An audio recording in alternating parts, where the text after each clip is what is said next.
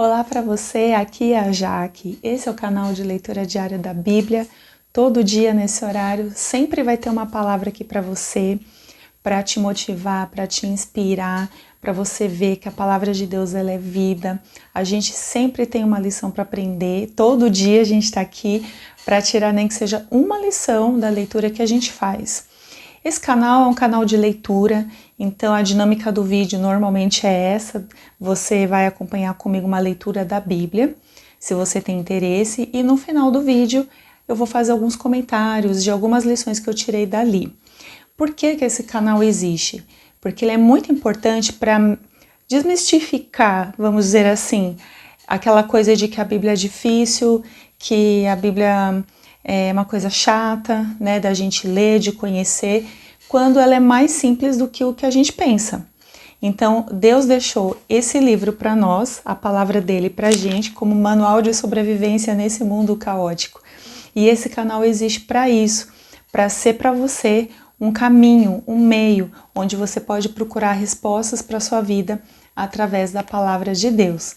Se esse tipo de conteúdo é uma coisa legal para você aprender espiritualmente, para você crescer, para você, às vezes, até ler comigo como uma curiosidade, né? Às vezes você tem a Bíblia lá em casa, nunca foi numa igreja, não vai na igreja, mas tem aquela Bíblia lá que era da avó, que era da mãe, e tem curiosidade de saber como que é ler, o que está escrito nela.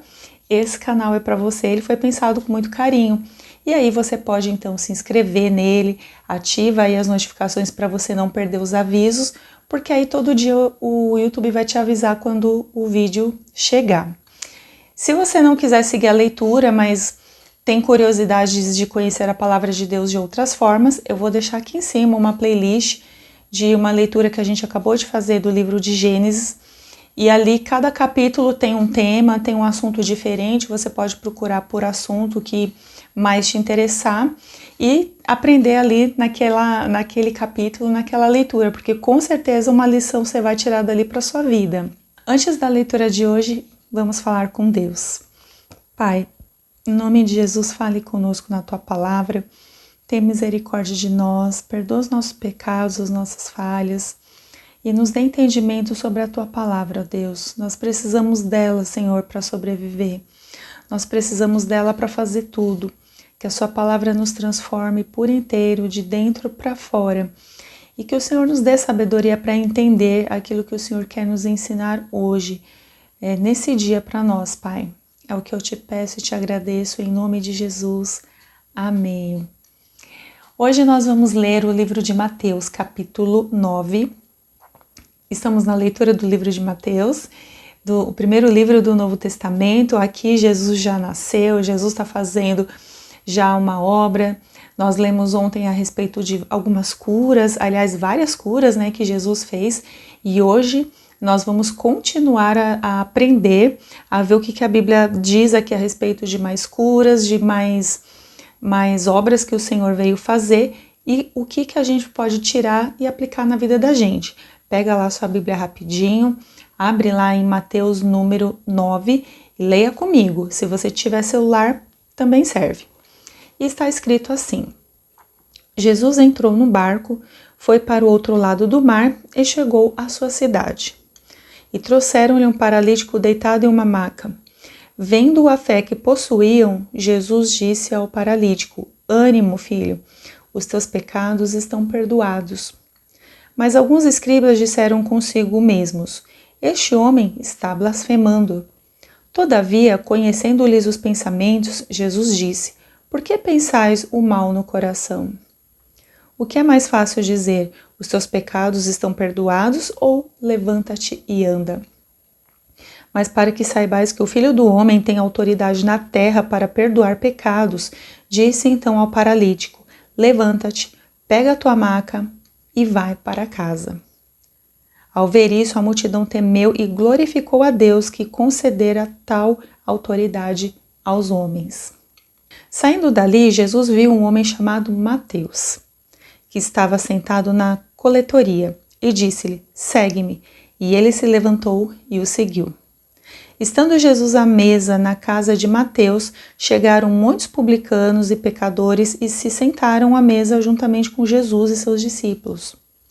Vendo isso, os fariseus perguntavam aos discípulos: por que o vosso mestre come com publicanos e pecadores? Jesus, porém, ouvindo isso, respondeu: os sãos não precisam de médico, mas sim os doentes. Ide, pois, e aprendei o que significa: quero misericórdia e não sacrifícios, porque eu não vim chamar justos, mas pecadores. Então os discípulos de João chegaram a ele perguntando: por que nós e os fariseus jejuamos, mas os teus discípulos não jejuam? E Jesus lhe respondeu: por acaso os convidados para o casamento podem ficar tristes enquanto o noivo está com eles? Mas chegarão os dias em que o noivo lhe será tirado e então jejuarão. Ninguém põe remendo de pano novo em roupa velha, pois o remendo rasgará parte da roupa e o rasgo ficará maior. Nem se põe vinho novo em recipiente de couro velho. Do contrário, se rompem, derrama-se o vinho e os recipientes se perdem, mas põe-se vinho novo em recipiente de couro novo, e assim ambos se conservam. Enquanto ainda lhes dizia essas coisas, chegou um dos chefes da sinagoga e, ajoelhando-se, disse: minha filha acaba de morrer, mas vem, impõe-lhe a mão e ela viverá. Então Jesus se levantou e o acompanhou, ele e seus discípulos. E certa mulher que por 12 anos sofria de uma hemorragia aproximou-se por trás de Jesus e tocou-lhe a borda do manto, porque dizia consigo mesma: se eu tão somente tocar o seu manto, eu ficarei boa. Mas Jesus, voltando-se e vendo-a, disse: ânimo, filha, a tua fé te salvou. E desde aquela hora a mulher ficou boa. Quando Jesus chegou à casa daquele chefe e viu os flautistas e a multidão em alvoroço, disse: retirai-vos, pois a menina não está morta, mas dormindo. E riam dele. Depois que a multidão foi retirada, Jesus entrou, tomou a menina pela mão e ela se levantou. E a notícia espalhou-se por toda aquela terra. Partindo Jesus dali, 2 cegos o seguiram e clamavam: tem compaixão de nós, filho de Davi. E tendo ele entrado em casa, os cegos se aproximaram dele, e Jesus perguntou-lhes: credes que eu posso fazer isso? E eles lhe responderam: sim, Senhor. Então Jesus lhes tocou os olhos, dizendo: seja feito conforme a vossa fé. E seus olhos foram abertos, e Jesus lhes ordenou terminantemente: cuidado para que ninguém saiba disso. Eles, porém, saíram e divulgaram a sua fama por toda aquela terra. Enquanto eles se retiravam, levaram a Jesus um homem mudo, endemoniado. Logo que o demônio foi expulso, o mudo falou. E as multidões se admiravam, dizendo: nunca se viu coisa igual em Israel. Os fariseus, porém, diziam: é pelo chefe dos demônios que ele expulsa os demônios. Jesus percorria todas as cidades e povoados, ensinando nas sinagogas, pregando o evangelho do reino e curando todo tipo de doenças e enfermidades. Vendo as multidões, compadeceu-se delas, porque andavam atribuladas e abatidas, como ovelhas que não têm pastor. Então disse a seus discípulos: na verdade a colheita é grande, mas os trabalhadores são poucos. Rogai ao Senhor da colheita que mande trabalhadores para a sua colheita. Ontem nós falamos um pouquinho sobre cura. Quem assistiu o vídeo de ontem vai entender.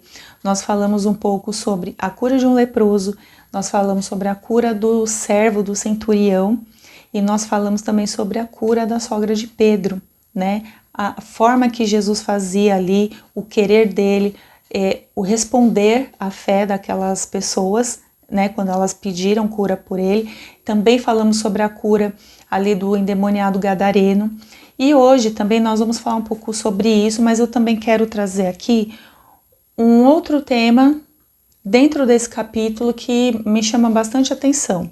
Esse capítulo, para você que leu comigo, você observou que continua falando de curas, né? Aqui nós vamos ver sobre a cura do paralítico, nós vamos falar sobre a cura da filha de Jairo, chefe da sinagoga, né? Que durante o sermão que Jesus pregava, ele veio, pede misericórdia ali, ele vai lá, cura, e no meio do caminho vem a mulher que sofre ali com fluxo de sangue, ela é curada também, né? Então a gente vê todo o movimento em cima de cura ali, né, que Jesus estava fazendo ali por onde ele percorria. A gente também vê sobre a cura dos cegos, né? E aí a gente vê também a questão do próprio Senhor Jesus, ele falar para a gente rogar por mais trabalhadores, né? Porque tem muita coisa para fazer, é muita gente necessitada. E aqui, mas o que me chama a atenção, apesar que eu creio que Deus ele vai falar diferente, talvez no meu coração, no seu, e o propósito, inclusive, da leitura é esse, né? A gente extrair lições, eu aqui, você aí, e às vezes você pegar até pontos assim que de repente eu nem falei aqui, mas que você pegou porque te chamou a atenção. No meu caso aqui, embora a gente vem falando muito de curas, o que me chama muita atenção é sobre o chamado de Mateus. E por que que eu falo isso? Porque assim, olha como as coisas aconteceram num dia qualquer, né? É mais ou menos aquilo que, se você já ouviu essa expressão, né? Coisas extraordinárias acontecendo num dia ordinário, né? Mateus estava ali trabalhando, ele era ali um cobrador de impostos, ele estava ali na vida dele quando Jesus passou e Jesus o chamou, segue-me. E a partir daquele dia, a partir daquele encontro que Jesus teve ali com ele, nunca mais a vida de Mateus foi a mesma, porque ele seguiu a Jesus, né? E o que me chama a atenção aqui sobre o chamado é que hoje, né, no Ocidente, né, 1000 anos depois, quando nós falamos sobre chamado, a gente tem muito aquela coisa, assim, o meu chamado, que Deus me chamou para fazer. E aí você já imagina que você precisa estar numa igreja, alguém precisa te enviar, você vai ser ungido, e tem aquela coisa, aquele reconhecimento público, né? E assim, aqui com Mateus foi totalmente diferente. Ele estava na vida dele, ele estava trabalhando, Jesus apareceu, chamou e ele foi. Não teve aquela celebração, não teve essas coisas, digamos, de igreja que a gente está acostumado a ver. Isso assim, quem vai para a igreja, né? Mas assim, quando o Senhor Jesus ele chama Mateus, para onde que ele vai? Ele vai para a casa de Mateus. E ali a Bíblia fala que vieram também vários publicanos, vários pecadores. E todos eles se assentaram à mesa ali com Jesus. E isso trouxe grande escândalo, porque para os religiosos era mais ou menos assim, mas como que ele come com os pecadores? Como que ele se assenta ali com essas pessoas? E aí é onde vem a resposta assim, cirúrgica de Jesus, né? Onde ele fala assim, olha, mas eu não vim para quem está são, eu vim para os doentes. E aqui fica a lição, ele ainda continua falando, olha, e depois aprenda o que significa isso, né? Que eu quero misericórdia e não sacrifício, porque eu não vim chamar os justos, mas os pecadores, no versículo 13. Esse texto, ele me chamou bastante atenção, gente, porque assim, parece que quando a gente é chamado por Deus para fazer algumas coisas, a gente meio que se afasta, assim, de quem não tem a mesma fé, né? A gente vive numa bolha, a gente quase não se mistura, a gente quer que as pessoas venham para a igreja, né? Que elas venham ali nos nossos eventos. Inclusive eu fiz um vídeo sobre isso, sobre sair da bolha, tá aqui em cima. Mas aqui é o contrário, porque a igreja é ponto de partida, não é ponto de chegada. E aqui, onde o Senhor Jesus ele está ali assentado, ali com vários pecadores, ali na casa de Mateus, ele tinha acabado de chamar Mateus para chamá-lo para ser o seu discípulo. Ele estava ali com pessoas que os fariseus rejeitavam, os religiosos rejeitavam. E aqui a lição que eu pego é que quando o Senhor ele nos chama para alguma coisa, ele nos chama para sermos os seus discípulos, nós temos que nos misturar com gente, nós temos que nos misturar com outras pessoas, nós temos que nos misturar com aqueles que precisam de Jesus, com aqueles que estão doentes espiritualmente, aqueles que precisam conhecer a cura, precisa conhecer ali o rei dos judeus, né? Precisam conhecer o Filho de Deus que tem autoridade no céu e na terra. O Filho de Deus que tem autoridade para curar, para expulsar demônios. Só que se a gente fica vivendo na nossa bolha, essas pessoas necessitadas, elas nunca vão saber o que é isso. Elas vão continuar vivendo as suas vidas ali sofrendo. Então, a gente vê que todo o contexto do capítulo 9 de Mateus, ele está falando muito sobre cura. É cura disso, é cura daquilo. Mas no meio dessas curas todas aí que vem acontecendo, em algum momento Jesus para chamar Mateus, para ir para a casa dele e para eles comerem à mesa junto com publicanos e pecadores. Para mim, essa passagem ela não é do acaso. Ela vem realmente para mostrar para a gente qual que é a essência do chamado, qual é a essência do evangelho, o porquê estamos aqui. E ali foi talvez assim a forma mais real que Jesus teve para ensinar Mateus na prática como deveria ser o chamado dele, como ele deveria viver a vida dele diante daquela missão, como deveria ser a vida dele a partir daquele momento. Não era só um falar, faça isso, faça aquilo. Jesus simplesmente mostrou na prática o que Mateus deveria fazer. E eu acho que essa é a lição que também nós aprendemos aqui. Nós que tentamos buscar a Deus, tentamos ser pessoas melhores, queremos Jesus, queremos agradar o coração de Deus, queremos fazer a vontade de Deus e não sermos só pessoas assim religiosas ou sermos pessoas que desculpe até a palavra, esquenta banco de igreja, sabe? Ou fala que tem fé, mas a vida é outra, não tem nada a ver, não reflete, sabe? Então, assim, se nós queremos dizer sim para Jesus quando Ele nos chama, aqui está o exemplo do que a gente tem que fazer. Sim, devemos conversar com os pecadores. Sim, devemos conversar com aqueles que são rejeitados. Porque foi exatamente isso que Jesus fez aqui no texto, para mostrar também para Mateus como deveria ser o chamado dele.